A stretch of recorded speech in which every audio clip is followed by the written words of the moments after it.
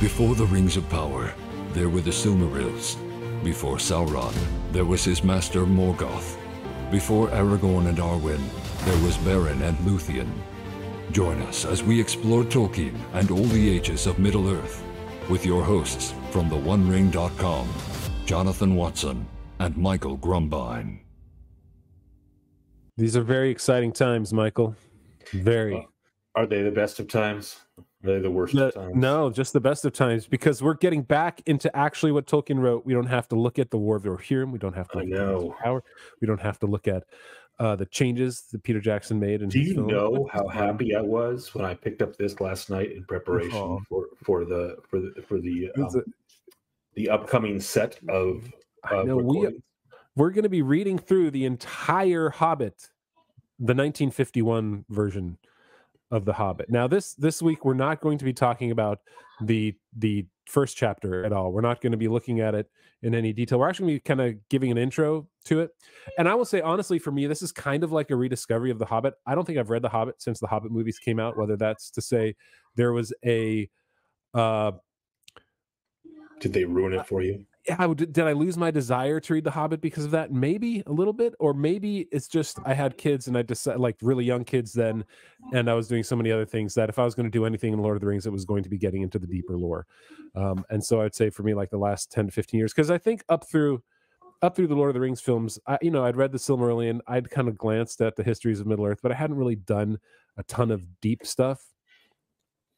So it's been my opportunity for the last 15 years to really dive deeper into that and get a better grasp of it, particularly now through the through the podcasts, through a lot of the other videos we have going on. Right, it gives us the opportunity to really dive deep into it. And in this series of The Hobbit, that's what we're going to do, because I don't know if you guys knew this, but there are 3 versions of The Hobbit. Well, 2 and a small percent of one. There's the 1937 version that was originally published.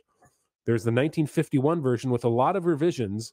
And then there's an abandoned 1960 version that Tolkien wrote the first few chapters of, which I believe were only released in the 2006 or 4. I have to look at the date of the publication of this book, The History of the Hobbit, where it's the only place that you can get it. And I'd heard about it, and I didn't realize it was published, because I think I heard about it at the turn of the millennium when I was deep into building theonering.com and reporting on the films, things like that.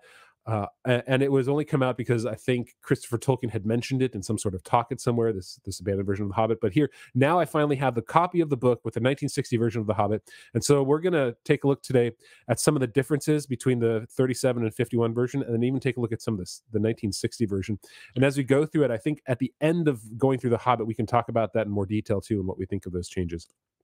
Well, let me ask you a question, since we totally prepared really well for this episode, as our listeners will be about to know, in the sense that, what if since he only did 3 chapters of the new one, are we not, as we read the 1950, you said 55 version? 51 version, sorry. As we read the 1951 version, and we read those first 3 chapters, should we compare and contrast then, or wait till the end? Yeah, maybe what we do is we actually have a whole episode about we compare and contrast after we do chapter 1. Maybe the second episode is like looking at the other chapter 1s in 1937 versus 1960. It's a good idea. Like the question is, do we want to go through the whole thing and then go back and do it? Maybe not. Guys, we're flying whichever ways the wind takes us here. So we're not sure. My vote for the wind is we experience it all together, and so we read the 1951 version chapter by chapter, but each time we also read for the first 3 chapters anyway, we read the other 2 versions. Now, I don't want to read the 1937 version all the way, every chapter opposed to the 51. So maybe we just do it for the first 3 chapters as a sort of deep dive, and then we move on and we read the book, and then we can go back and sort of see if there's any comparisons from the 37 that was lost in the post chapter 3. But anyway, that's my vote for whatever it counts, and we'll but like Jonathan said, we're going to play it by ear and see. And if you have suggestions or we respond well to good reasons. Yes, and a suggestion. Just kidding. Well, money. No, so a suggestion. I'd love to have an entire 1937 edition of The Hobbit. But for instance, the cheapest one I can come across here, it looks like $400, $4,900. I'm trying to figure out which one's the first edition. This is on eBay right now because you can't just get the 37 edition. Right. You can get the very first printing of The Hobbit for $49,000. 1937 first edition. There are only 1,500 printed of those. $49,000 for a first copy of The Hobbit. So here's one for $42,000. So you can get a good bargain, 20% off.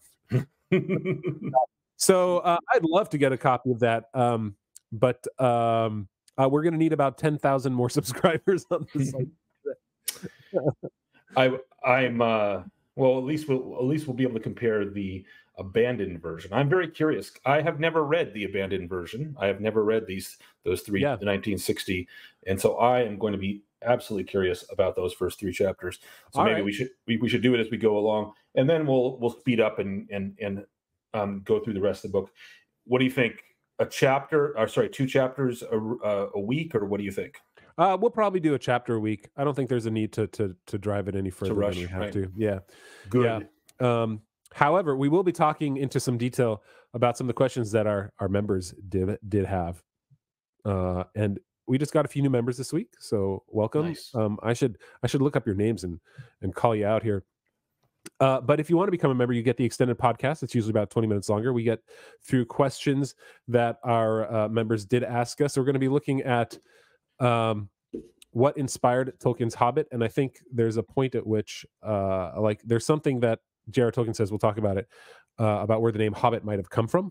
Actually, I don't know if anybody's ever talked about that or like really noted about where the Hobbit comes from, where the word the Hobbit, but Tolkien did mention it.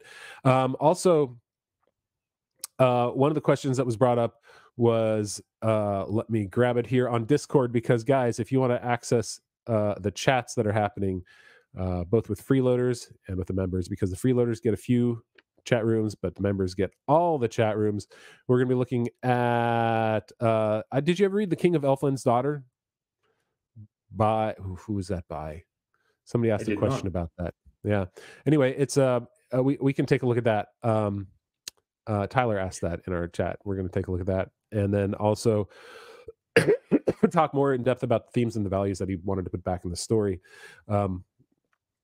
In the original version versus the revised version. So we'll take a look at that. If you want to become a member, just go to theonering.com/member or theonering.com/Patreon. It's $4 a month. The first month is free unless you're on Patreon, which doesn't let you do a whole month for free. It only lets you do a week free. And they take about 20% of the revenue versus just doing it with a credit card takes about 4%. So anyway, sorry, Patreon's $1 more, but it's also a little more convenient for a lot of you. But I just, it is the way it is. So let me shout out those few new members we've got this week. We got Harnhun, Colt, and Sarah. So we got 3 members. That was great. Thanks, guys. We appreciate you guys joining up and becoming a part of it. Although 2 of you haven't joined Discord yet, just make it to go to your account page, scroll to the bottom of the page, and click Join Discord at the bottom of the page. There's a blue button, and it'll connect you to Discord. I know some of you aren't into the whole extroverted chat thing. Honestly, it's a little bit of a struggle for me too, because I'm a super duper introvert at times. But yeah, donor.com/member. Appreciate y'all. Okay, so here's what we're gonna do. We are going to look at what Tolkien said about The Hobbit. I have a couple quotes. Particularly from the foreword to The Hobbit, and then also in an interview he gave in 1968, with the Telegraph magazine, where he says about where he talks about finding The Hobbit in a way. So here's what he said in this 1968 interview. It all began when I was reading exam papers to earn a bit of extra money. That was agony. One of the tragedies of the underpaid professor is that he has to do menial jobs. He's expected to maintain a certain position and to send his children to good schools. Well, one day I came onto a blank page in an exam book, and I scribbled on it, in a hole in the ground, there lived a hobbit. I knew no more about the creatures than that, and it was years before his story grew. I don't know where the word came from. You can't catch your mind out. It might have been associated, this is interesting, with Sinclair Lewis's Babbitt. I don't know if you're familiar with Babbitt. I'd heard of it, and I, of course, have heard of Sinclair Lewis, but I had not heard of Babbitt. We'll talk about that in a second. Certainly not Rabbit, he said, as some people think. Babbitt has the same bourgeois smugness that hobbits do. His world is the same limited place. So interesting. Maybe there was something sitting in the back of his mind between a book he had read named Babbitt versus The Hobbit. And so Babbitt, yeah, go ahead. But clearly, in that interview, a product of his imagination. In other words, he's taking something he heard, maybe a feeling, sorry, I'll speak Gen Z, maybe a vibe that he had from a book, but he just invents a word. And it's just in a random blank space that his mind is busy doing menial tasks, and then all of a sudden, poof, there's a word or a sentence, as it turns out. Now here's the most succinct sort of plot theme of Babbitt that I could find. It says, the focus of the satire is the novel's theme, for Babbitt's quest for material success never brings him happiness, a fact that he even comes to realize. And although he tries to change his lifestyle, eventually he must return to it, because he knows no other way than the kind of mass vulgarity which he both created and in his sanest moments abhors. So his quest for material success never brings him happiness. So I think like that's where maybe he's saying the hobbits are happy where they are, right? The hobbits aren't pursuing material success. Now, it's a stretch, though. That's a stretch. I agree that there's some likeness, and he uses the word smugness to connect the two, but there's a real difference in the sense that the full picture that he ended up presenting, obviously not from that first sentence, but the full picture that he ended up presenting in the Shire, in the Hobbit itself, and then later in the Lord of the Rings, is one of real idyllic happiness. What the hobbits have is good. It's so good that it's worth protecting. So the Rangers spend a lot of their time protecting the hobbits and their way of life and their innocence as a people. And this is seen as a good thing. So sounds like from the summary of Babbitt, his life was a bad thing, even though it was the only thing he knew, and so he would return to it. I want to contrast, just because you brought that up, and it's a time. We're not going to go into the first. I want to go. We're not going to go into the first chapter full bore, but the Hobbit begins, of course, with the sentence that you said, Chapter 1, Unexpected Party. In a hole in the ground there lived a hobbit. So same opening sentence. Immediately, Tolkien then goes and distances himself from our idea of a hole. So he says, in a hole in the ground there lived a hobbit. Now, since the word hobbit's invented in any scenario, that could have been anything. A hobbit could have been a kind of rodent. It could have been, a creature entirely different. But he immediately begins to cultivate the idea of a hobbit in his second sentence. Not a nasty, dirty, wet hole filled with the ends of worms and an oozy smell, nor yet a dry, bare, sandy hole with nothing in it to sit down on or to eat. It was a hobbit hole, and that means comfort. So he immediately, he says, in a hole in the ground there lives a hobbit, and then all of a sudden he turns that hole into something completely comfortable. And he goes on and on in the next paragraph to describe the hole in the ground, namely Bag End. Mm-hmm. So it's interesting because his mind, does something creative, takes a concept from Babbitt, changes the word to make it Hobbit, hole in the ground, and then immediately just starts, as he writes, starts changing it intimately. Tolkien's relationship with his own imagination is always fascinating to me to watch work. Yeah. It just bursts forth sometimes in these, it blooms out in these little things. And so this was one of those moments where in a hole in the ground lived the hobbit, just like as we talked about in our last episode, how the Rohan just burst forth in one fell swoop. It seemed there was no growth of the history of Rohan over decades like there is for, for the Sindar and for the Quenya, for all those, right? Those grew and blossomed over over 50, 60 years. This here came out in a split second.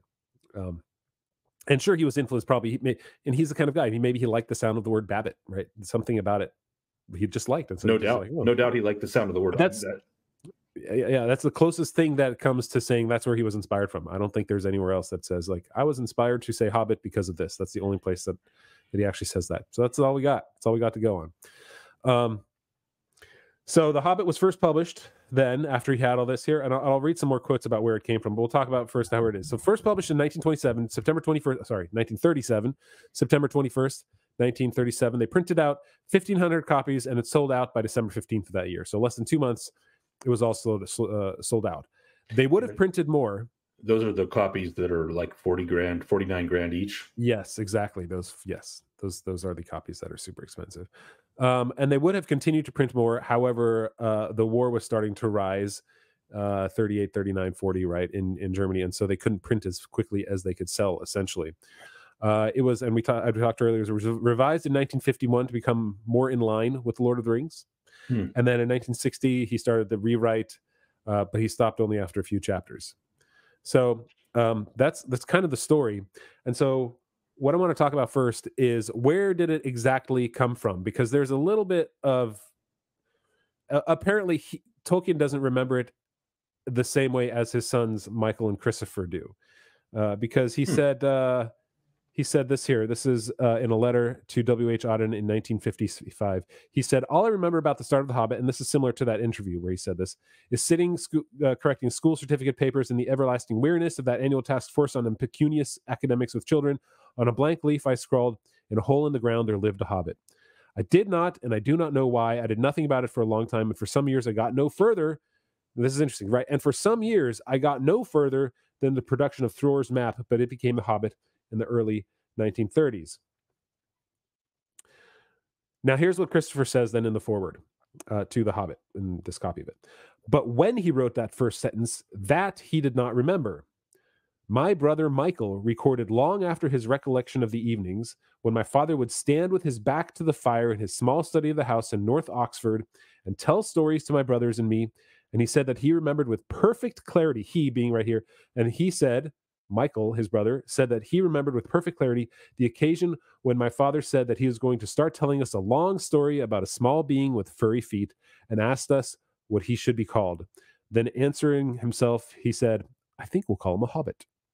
Since my family moved from that house at the beginning of 1930, and since my brother preserved stories of his own, in imitation of The Hobbit, which he had dated 1929, he was convinced that The Hobbit began, at any rate, no later than that year." So no later than 1929. So Michael, in his memory of his father telling them the stories, it began no later than 1929. His opinion, Michael's opinion, was that my father had written the opening sentence, "In a hole in the ground there lived a hobbit," in the summer before he began telling us the story, and that he repeated those opening words as if he had invented them on the spur of the moment. He also remembered that I, then between 4 and 5 years old, was greatly concerned with petty consistency as the story unfolded, and that on one occasion I interrupted, "Last time you said Bilbo's front door was blue, and you said Thorin had a golden tassel on his hood, but you've just said that Bilbo's front door was green and the tassel on Thorin's hood was silver." At which point my father muttered, "Damn that boy," and then strode across the room to his desk to make a note. So they have some clear memories of The Hobbit and the interactions that they had. And this, just like, I don't know if you guys are familiar with Rover Random, the story of a lost. So I think it was Priscilla's dog, his daughter Priscilla. I'm pretty sure. So yes. A stuffed dog that is lost, and so he writes this whole story about the lost dog and goes to the moon and then visits I can't remember a sorcerer on the beach. I can't remember. It's been a couple years since I've read it, but it's an interesting story, right? He made up this story for his daughter to recover from the loss of the dog, of the stuffed dog. Not like stuffed like we lost Fido and we stuffed him, but like just a toy plush animal. Not an ex-dog, but yeah. But clearly Michael and Christopher remember The Hobbit being something that their father told them. And so when Tolkien said, "I didn't do anything with it other than Thor's map up until the 1930s," they don't remember it that way. And granted, we can all have memories that are impacted over time and through other memories, and sometimes things meld together. It doesn't mean that anybody's lying. They're just remembering separately. So we have to take that into account. I'm sure Tolkien was somewhat right in the way he remembered it. And then since it was such a large part of their young life as Tolkien was writing it, right, I'm sure they remember it too in very specific ways like this. So interesting. But it was... Go ahead. I was just going to say, but it was not just something he sat down to write like Lord of the Rings. It was more right. of an organic experience of writing it, of discovering it, and of telling it to his children, and them being involved in some way. Or even less so, a book like Leaf by Niggle, which he literally wrote in one weekend. Wow. Yeah.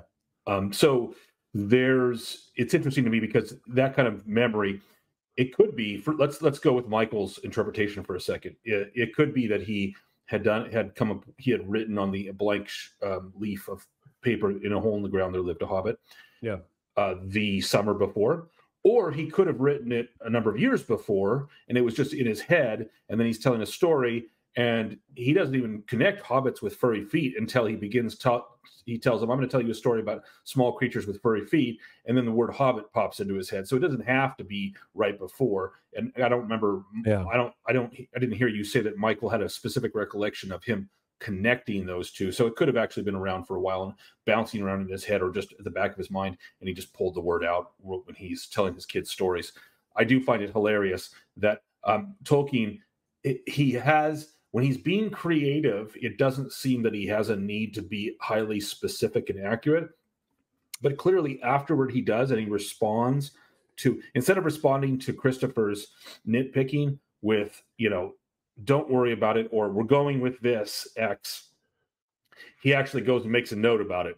And so he's gonna, and that reminds me of like how he went back at the end of Lord of the Rings and like tried desperately to make the timetable fit everything.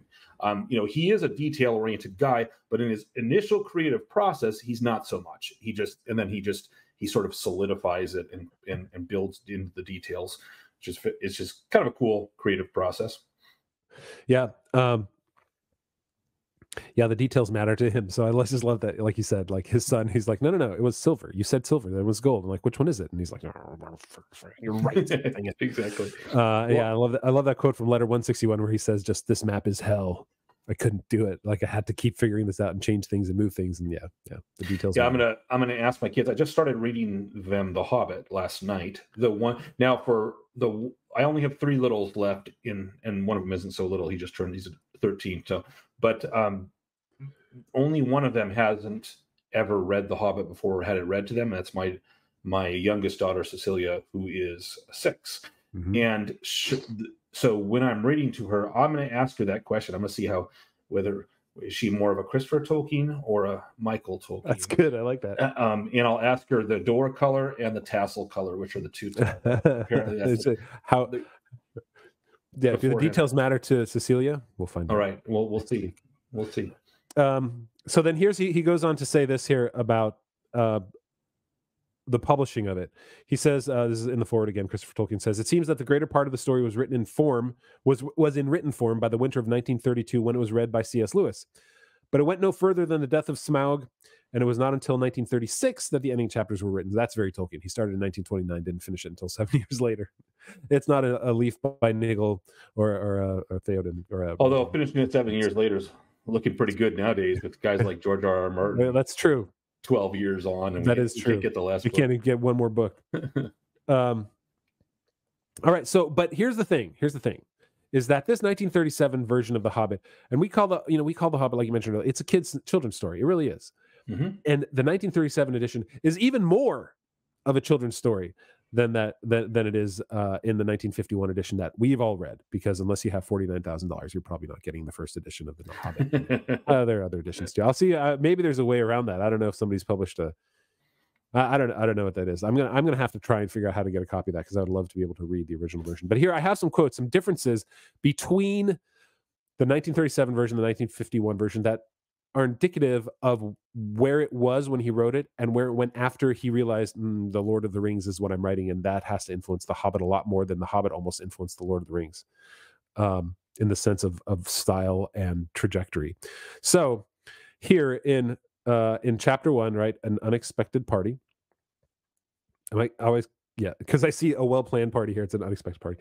Okay, so this is what he wrote in 1937 about the hobbits. He called them small people, smaller than dwarves, and they have no beards, but very much larger than Lilliputians. There is little or no magic about them. Right, so like so everything in that sentence is in the unexpected party except the Lilliputians. Right. Nearly. This is what he says in the 1951 version. They are little people about half our height, not smaller than dwarves, specifically, and smaller than the bearded dwarves. Hobbits have no beards. There's little or no magic about them. But the biggest part is, that Lilliputians thing. It's like the breaking of the fourth wall, right? You're like bringing it into our world by calling up the Lilliputians. But in that sense, it reminds me of more of like a Rover Random, right? That same sort of idea of how he told the story very much as part of our world, not as part of Middle-earth. In 1937, in the same chapter, Gandalf is described as, quote, a little old man. And in 1951, here he revises it to an old man with a staff. So Gandalf has changed. He's the wizard is now a Maya, essentially. And so you can't have him just be a little old man. Right. Yeah, I'm going to be fascinated to see, because there are plenty of ways that he describes Bilbo's life in the Shire before the adventure gets started proper, even at the beginning of the adventure, which actually have callbacks to the modern world. And we'll go through the details, and that he pretty much cleansed from Lord of the Rings. I think there might be one or two references in Lord of the Rings which would be kind of odd as called in a medieval world like theirs, but in the Hobbit he's less careful about that, or rather the 1951 version is less sanitized, less medieval, and there's references to things like clocks on mantles and things which are not, technology that he leans into or mentions in later on in Lord of the Rings, and there's a bunch of other of those references. So there's there's a real shift from 1937 to 51, and then I'm going to be fascinated to see what he does with the 1960 version. Oh, you are on mute, sir. Still on mute. Bam! I love having a Stream Deck button that I'm not using well. All right, we'll just leave that in, everybody, because see, this is not high end. Anyway, so let's take a look at a few more of the quotes just to give a general idea. And I think the general idea is that it's a lot more currently colloquial, maybe is the way to put it. It's like current day, you understand, and it's colloquial in the sense like it's conversations that we'd have. And so in 1937, this is what he wrote. Gandalf was responsible for hobbits, quote, going off into the blue for mad adventures, anything from climbing trees to stowing away aboard the ships that sail to the other side, capital O, capital S. And in the 1951 version, it was changed to Gandalf was responsible for hobbits going off into the blue for mad adventures, anything from climbing trees to visiting elves, or sailing in ships, sailing to other shores. So he gets rid of the idea of like, oh, they're sailing to Valinor. Is that what was in his head then? Probably a little bit. Yeah, it could have been. Also, interestingly, he adds things like climbing trees, which means he's teasing the hobbits because they think that think that you should be off on an adventure in order to climb trees, I guess. maybe. And obviously the biggest change is going to be in Riddles in the Dark. But here's one change that happens in the Roast Mutton chapter when he's describing the Hobbit lands. And so this is a little bit of a longer paragraph, but I think it indicates how his mind shifted from being part of our world to being part of Middle-earth. Things went on like this for quite a while. There was a good deal of wide, respectable country to pass through, inhabited by decent, respectable folk, men or hobbits or elves or whatnot, with good roads, an inn or two, and every now and then a dwarf, or a tinker, or a farmer ambling by on business. But after a time, they came to places where people spoke strangely and sang songs Bilbo had never heard before. Inns were rare and not good. The roads were worse, and there were hills in the distance rising higher and higher. There were castles on some of the hills, and many looked as if they had not been built for any good purpose. Also, the weather, which had been often as good as may can be, even in tales and legends, took a nasty turn. So that was the 1937 version. So then here's the 1951 version. At first, they had passed through Hobbit lands, a wide, respectable country inhabited by decent folk, with good roads, an inn or two, and now and then a dwarf or a farmer ambling by on business. I think that's even more well written, right? The other one was much more wordy and longer and more imprecise in the description. Sure, he cleaned it up. Yeah. Then they came to lands where people spoke strangely and sang songs Bilbo had never heard before. Now they had gone on far into the lone lands where there were no people left, no inns, and the roads grew steadily worse. Not far ahead were dreary hills, rising higher and higher, dark with trees. On some of them were old castles with an evil look, as if they had been built by wicked people. Everything seemed gloomy, for the weather that day had taken a nasty turn. Mostly it had been as good as May can be, even in merry tales, but now it was cold and wet. In the lone lands, they had been obliged to camp when they could, but at least it had been dry. And so it's more descriptive. It's less there.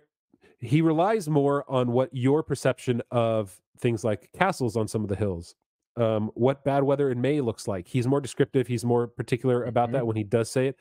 But then again, he doesn't also amble or ramble on into a lot of information about decent, respectable folk and hobbits and elves.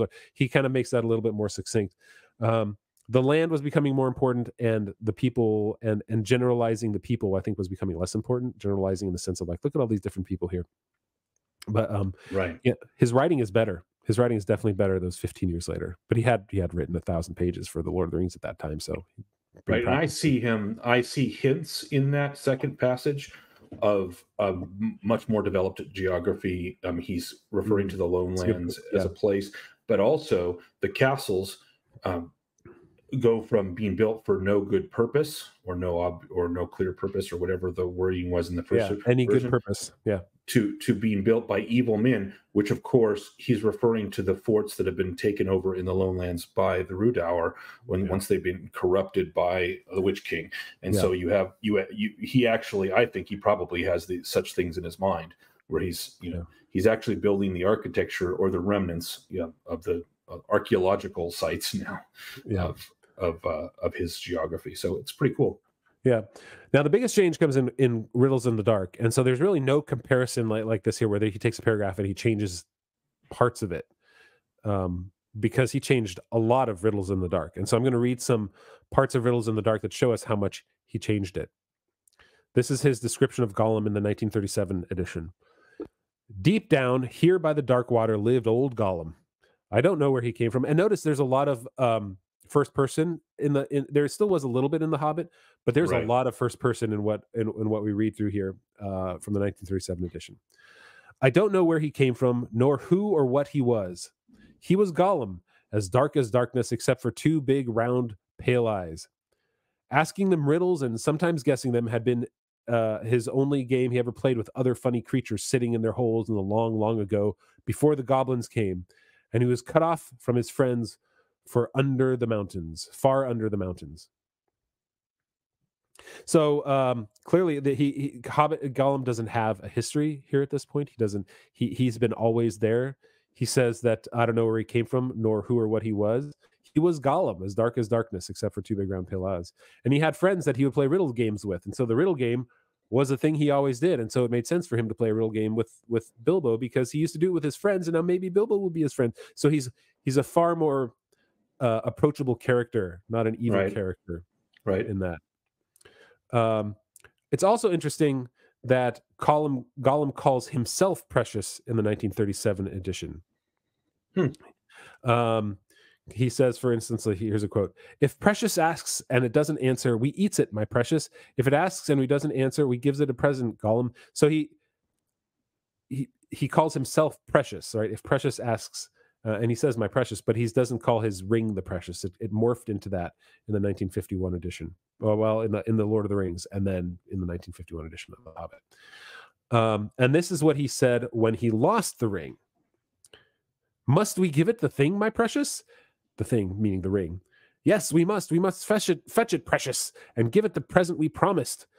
"We haven't the present we promised, and we haven't even got it for ourselves." Gollum came back and made a tremendous spluttering and whispering and croaking, and in the end Bilbo gathered that Gollum had a ring, a wonderful, beautiful ring, a ring that he had been given for a birthday present ages and ages before, in old days when such rings were less uncommon. And then Gollum explicitly tells Bilbo, "If you slipped the ring on your finger, you were invisible. Only in the sunlight could you be seen, and then only by your shadow. And that was a faint and shaky sort of shadow." So, like, Gollum is totally 100% on board with giving Bilbo the ring. There is no "we hates it forever." There is no Baggins, right? It's a freely given gift. I got to try and find this whole chapter, because it'd be really interesting to read that. And maybe by the time we get to the Riddles in the Dark, we can do a full chapter comparison. That would be really cool. Because, and I have to admit, I really like the changes he made, because a creature that wants to kill and eat Bilbo, but is willing to give up a thing it finds terribly dear to it, just because Bilbo won a game, it doesn't jive as well as a creature that wants to renege on its promise and use the ring to throttle Bilbo. So, which is what happens in the 51 version. Yeah, and I wish I'd be able to find like some sort of information about how much of the other prose randomly was changed, how many first person calls of, I don't know if blah blah blah, right? If how much more of that was in the book. I know there were changes also to Bjorn, to the in the Elf King's Hall, Thranduil.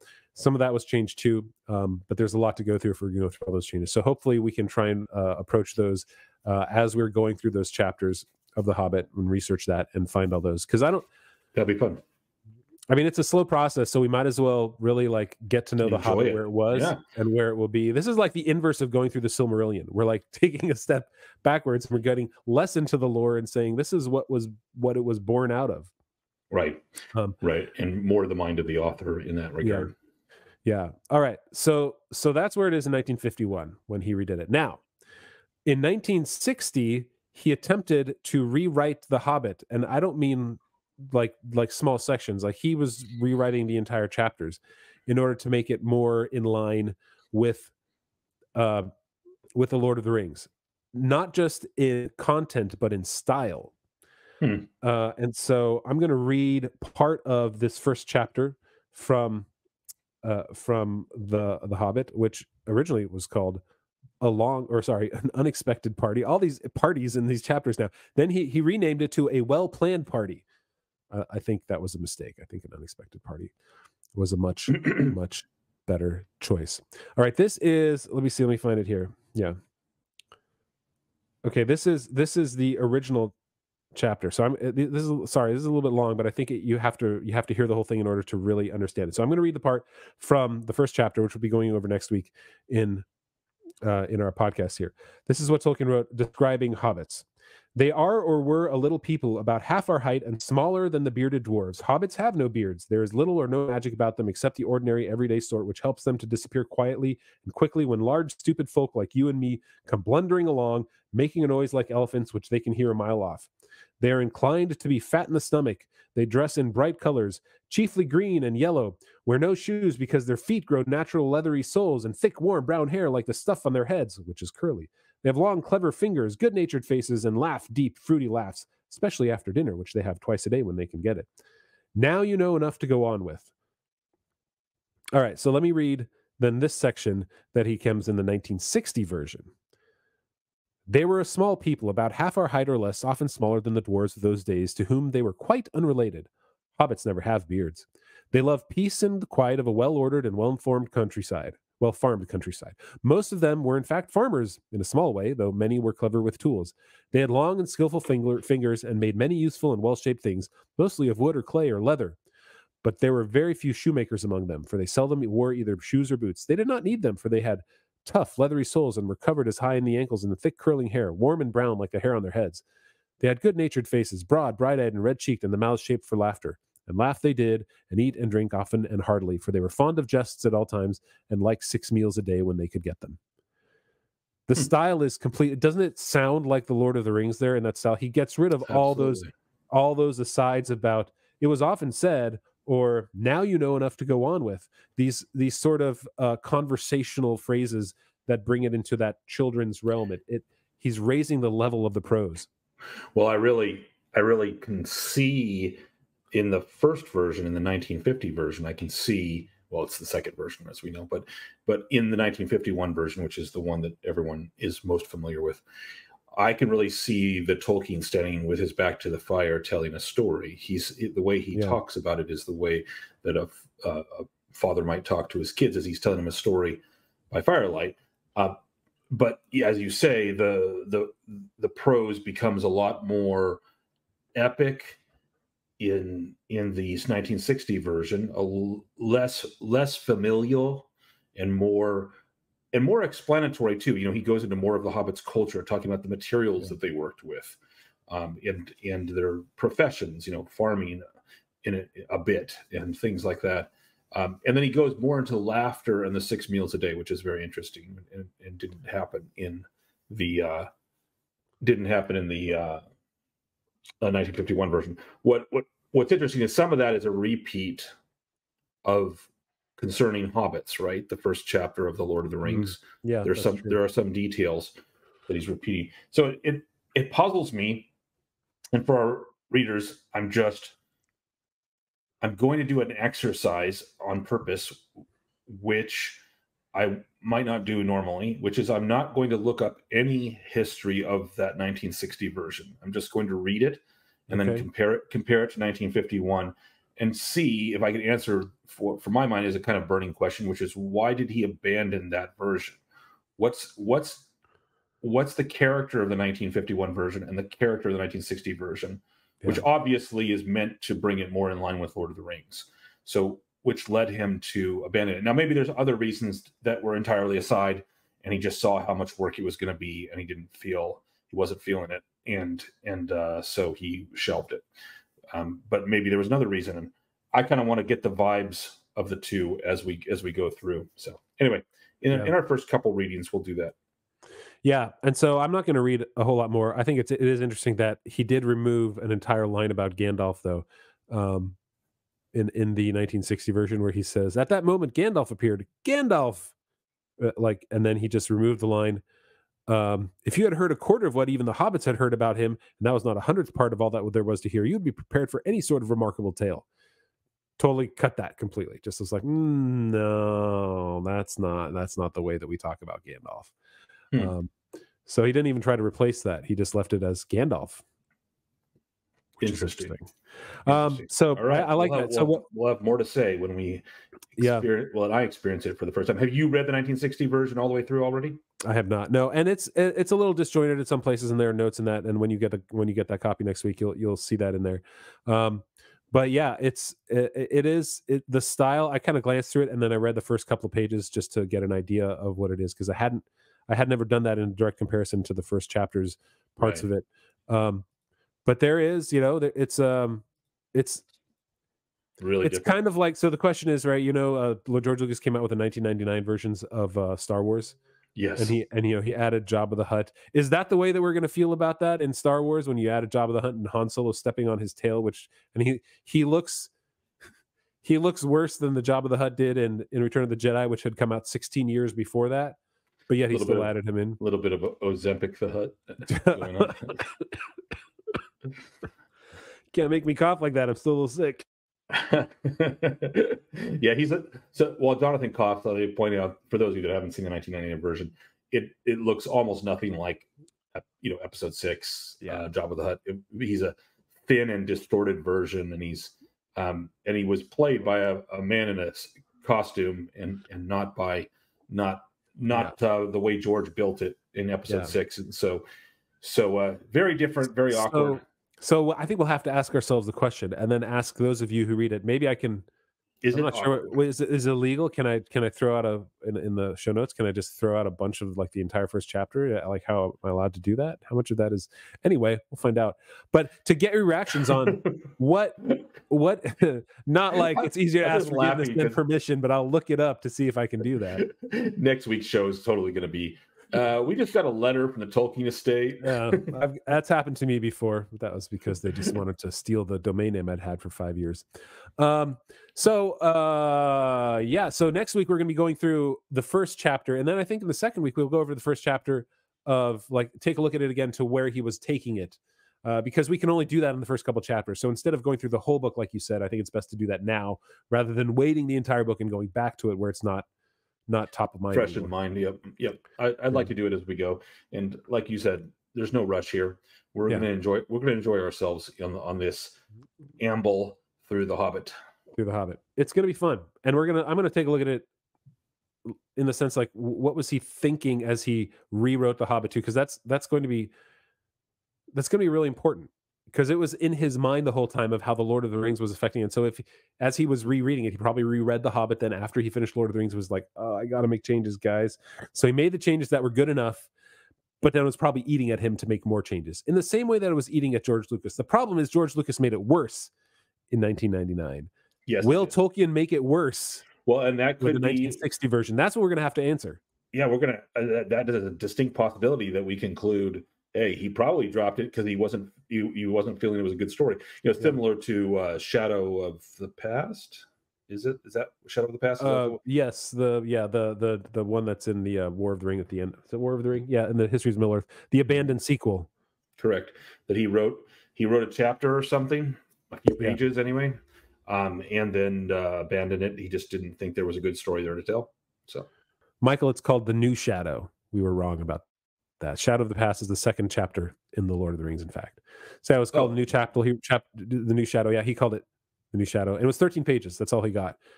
And he abandoned that because he's like, it was so boring and dour. And he said, I found that even so there was an outcrop of revolutionary plots about a center of secret Satanistic religion while Gondorian boys were playing at being orcs and going around doing damage. I could have written a, quote, thriller about the plot and its discovery and overthrow, but it would have been just that. Not worth doing. Yeah. That's funny. He's like, this is where the story was taking me, and I just like, it's not a story I'm interested in, so I'm not going to change the story. It's just like, that's what the story would have been, so I just give up, just stop. I'm not going to. Which again it has that taste that Tolkien often comes out when he's talking about his own creative process, where it's as if there is this spirit within him, this creative spirit, which has a mind of its own, and it's going to unfold whatever story it's going to unfold. And he, the writer, is almost a separate entity watching what's happening.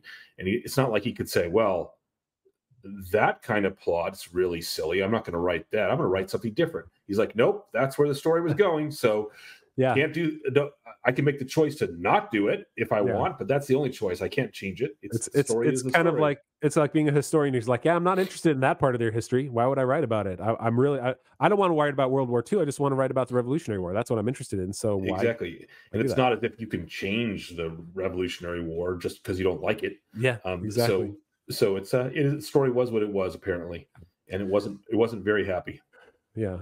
All right. Okay, so there you have it, guys. Those are some of the differences. Wow, we got all the way from the 1929 version of In a Hole in the Ground There Lived a Hobbit, according to Michael, his son, all the way up through the 1964 I'm not going to write The New Shadow. We covered all our bases. We're done. And we're done. All right, so next week, everybody, chapter 1 of The Hobbit. If we can get through it all, you know us. It took us 6 chapters, 7 episodes to get through Eldarion and Arendis. 5 to get through on Fairy Stories. So who knows? We shall see. But just read the first chapter, and you'll be caught up with us. And chapter week is a pretty easy task to undertake. I think you'll be. Let's see.